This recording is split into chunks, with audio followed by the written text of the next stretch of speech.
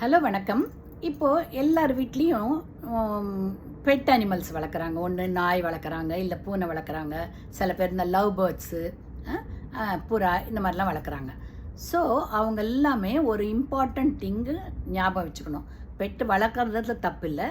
ஆனால் வீட்டில் சின்ன குழந்தைங்களோ, அதுவும் லெஸ் தேன் 1 இயர் இருக்கிற பேபிஸ் இருந்தாங்கன்னா, அவங்க இருக்கிற அந்த ரூம் கிட்ட இந்த பெட் அனிமல்ஸை வரவிடாதீங்க. ரைட்டா? ஏன்னாக்கா அந்த பெட் அனிமல்ஸுக்கு பூனையோ நாய்க்கோ வந்து அந்த ரோமமெல்லாம் விழுந்துக்கிட்டே இருக்கும். ரைட்டா? அதே நேரத்தில் பேர்ட்ஸ் இருந்ததுன்னா அது அப்படியே படப்படான்னு அடிக்கும்போது அந்த இறகெல்லாம் பறக்கும். இது வந்து இந்த குழந்தையுடைய மூக்கு வழியாக லங்கில் போயிடுச்சுன்னு வச்சுக்கோங்க, நிறைய ப்ராப்ளம்ஸ் வந்துடும். Lung problems. அது அலர்ஜி வந்து ப்ராங்கைட்டிஸ், அலர்ஜிக் ப்ராங்கைட்டிஸ் வரலாம், ஆஸ்மா வரலாம், இல்லை அடிக்கடி காஃபு, தும்மல் இதெல்லாம் வரலாம். இது எல்லாமே காரணம் வந்து இந்த ரோமங்கள்.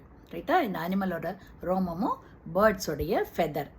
அதனால் இது வந்து கூடிய வரைக்கும் நீங்கள் வந்து அந்த சின்ன குழந்தை இருக்கிற ரூமில் இதெல்லாம் கொண்டு போகாதீங்க. ரைட்டா? அந்த பெட் அனிமலில் நீங்கள் பாசமாக பார்த்துக்கோங்க, அது தப்பு இல்லை. அதே நேரத்தில் குழந்தையோட ஆரோக்கியமாக முக்கியம்.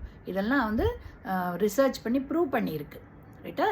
அதனால் சில்ட்ரன்கிட்டே கொண்டு வராதுங்க. எஸ்பெஷலி 1 இயர் உள்ளே இருக்கிற பேபிஸ் இருந்தால் அந்த ரூம்குள்ளே இந்த அனிமல்ஸை அலோவ் பண்ணாதீங்க. அதே மாதிரி லோ பர்த் வெயிட்டு, ரைட்டா? வெயிட் கம்மியாக பிறக்கிற குழந்தைங்க அதுங்களுக்கு இன்னும் இம்யூனிட்டி டெவலப் ஆகிருக்காது, நோய் எதிர்ப்பு சக்தி வராது. அந்த குழந்தைங்களுக்கெல்லாம் ரெஸ்பிரேட்டரி டிஸ்ட்ரெஸ்ஸு, ரெஸ்பிரேட்டரி ப்ராப்ளம்ஸ் எல்லாம் வர்றதுக்கு இது ரொம்ப ரொம்ப இம்பார்ட்டண்ட் ரீசன். இதை ஞாபகம் வச்சுக்கோங்க. ரைட்டா?